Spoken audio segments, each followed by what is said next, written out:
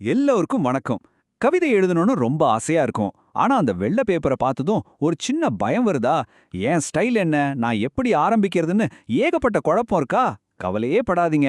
இன்னைக்கு நாம அந்த பயத்தை எல்லாம் உடைச்சு உங்களுக்கான ஒரு தனித்துவமான கவிதை குரலை கண்டுபிடிக்க ஒரு சூப்பரான, கொஞ்சம் ஆச்சரியமான வழியும் பார்க்க போறோம். எழுதணும்னு ஆரம்பிக்கிற எல்லாருமே கண்டிப்பா இந்த ஒரு கேள்வியை சந்திச்சிருப்போம்.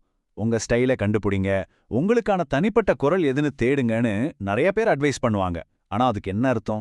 அது ஒரு பெரிய புதிர் மாதிரி தோணுதா இல்லையா?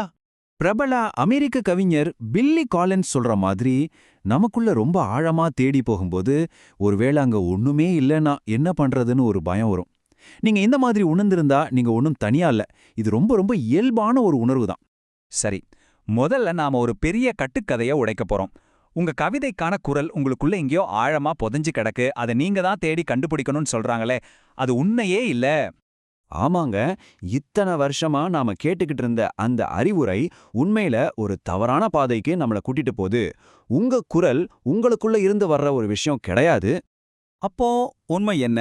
பில்லி கேலன்ஸ் அந்த ரகசியத்தை உடைக்கிறார் பாருங்க. உங்க குரல் உங்களுக்குள்ள இருந்து வரல, அது வெளியே இருந்து தான் உருவாகுது. எங்க இருந்து தெரியுமா? நீங்க படிக்கிற மற்ற கவிஞர்களோட கவிதைகள்ல இருந்து தான். அப்போ இதுக்கு என்னதான் தீர்வு? ஆஸ்டின் கிளியோன் அவரோட ஸ்டீல் லைக் அன் ஆர்டிஸ்ட் புத்தகத்துல சொல்ற மாதிரி, ஒரு கலைஞனை போல திருடுங்க. பயப்படாதீங்க, இது காப்பி அடிக்கிறது இல்ல. இது மத்தவங்களோட ஸ்டைல பார்த்து கத்துக்கிட்டு அத நம்மளோடத மாத்திக்கிற ஒரு கலை. சரி, இந்த ஐடியாவை எப்படி செயல்படுத்துறது? ஒரு சிம்பிளான பிளான் இருக்கு. முதல்ல நிறைய படிங்க. அதுல உங்கள அடடா நாம எப்படி எழுத முடியலையேன்னு கொஞ்சம் பொறாமப்பட வைக்கிற கவிஞர்களை கண்டுபிடிங்க. அப்புறம் சும்மா அவங்கள மாதிரியே எழுதி பாருங்க. இங்க தான் அந்த மேஜிக்கே நடக்குது. உங்களுக்கு பிடிச்ச பல கவிஞர்களோட ஸ்டைலை எடுத்து ஒரு மிக்ஸி மாதிரி நல்லா கலந்து உங்களுக்கே உரிய ஒரு புது குரலை உருவாக்குறீங்க. ஒரு கட்டத்துல நீங்க யாரை பார்த்து கத்துக்கிட்டீங்கன்னே கண்டுபிடிக்க முடியாத அளவுக்கு அது முழுசா உங்களுடையதாகிடும். இப்போ நம்ம ஒரிஜினலா எழுதணுங்கிற அந்த பிரஷர் எல்லாம் போயிடுச்சு இல்லையா? சரி, இனிமே கவிதையோட விதிகளை பத்தி பேசலாம். நிறைய பேர் நினைக்கிற மாதிரி விதிகள் நம்மள கட்டி போடுற கூண்டு கிடையாது. அது நம்மளோட கற்பனைக்கு உதவுற திறவுகோள்கள்.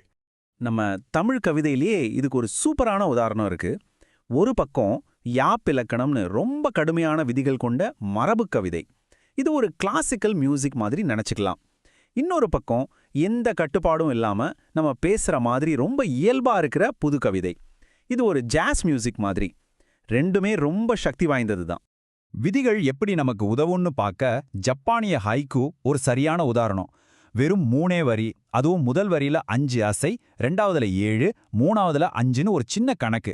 ஆனா இந்த சின்ன அமைப்புக்குள்ள எவ்ளோ பெரிய விஷயங்களை சொல்ல முடியுது தெரியுமா? பாரதியார் மொழிபெயர்த்த இந்த ஹைக்கூவை பாருங்களேன். தீ பட்டறிந்தது, வீழும் மலரின் அமைதி என்னே.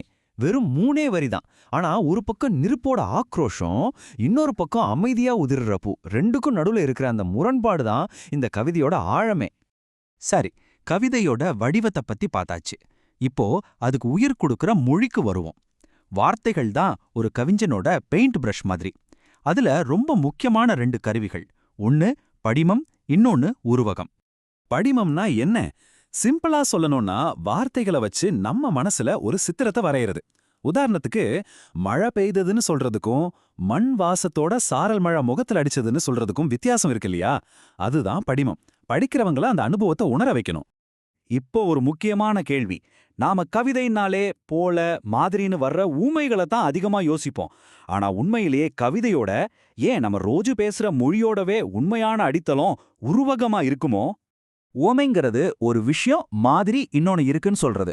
உதாரணத்துக்கு அவன் சிங்கம் போல சண்டை போட்டான். ஆனா உருவகம் அவன் சிங்கம் தான் நேரடியா சொல்லிடும். ஒன்னு இன்னொன்னா மாறிடுது. இது ரொம்ப சக்தி வாய்ந்த ஒரு மொழி உத்தி. நம்ம இதை கவனிக்கிறதே இல்ல.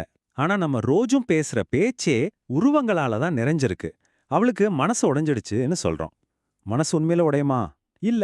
ஆனா அந்த வலி எவ்வளவு ஆழம்னு சொல்ல இந்த உருவகம் நமக்கு உதவுது. இது வெறும் பேச்சு வழக்கு இல்ல. இதுதான் நம்ம மொழியோட இதயமே. சரி, இதுவரைக்கும் நாம பார்த்த எல்லாத்தையும் ஒன்னா சேர்ப்போம். மத்தவங்கள பார்த்து கத்துக்கிறது, விதிகளை ஒரு கருவியா பயன்படுத்துறது, மொழியோட சக்தி, இது எல்லாம் சேர்ந்து எப்படி ஒரு தனித்துவமான கவிதை குரலை உருவாக்குதுன்னு பார்க்கலாம். நான் முத்துக்குமாரோட இந்த வரிகளோட அழக பாருங்க. பிம்பங்களற்ற தனிமையில் ஒன்றிலொன்று முகம் பார்த்தன சலூன் கண்ணாடிகள். தனிமையோட உச்சத்தை சொல்ல இதைவிட ஒரு சக்தி வாய்ந்த உருவகம் இருக்க முடியுமா? இதுதான் புதுக்கவிதையோட பலம். கடைசியா சொல்ல வர்ற விஷயம் இதுதான். உங்க குரல்ங்கிறது நீங்க தனியா உருவாக்குற ஒண்ணு இல்ல. அது நீங்க ரசிக்கிற, ஏன் கொஞ்சம் பொறாமப்படுற பல குரல்களோட ஒரு கலவை. மத்தவங்கள பின்பற்றதுல இருந்து தான் உங்களுக்கான தனித்துவம் பிறக்குது. இந்த முரண்பாடு தான் கலையோட அடிப்படை. அதனால இனிமே என் குரல் என்னன்னு கவலைப்பட்டு நேரத்தை வீணாக்காதீங்க. அதுக்கு பதிலா இந்த கேள்வியை கேளுங்க. நான் யாரோட எழுத்த பார்த்து பொறாமப்பட போறேன்?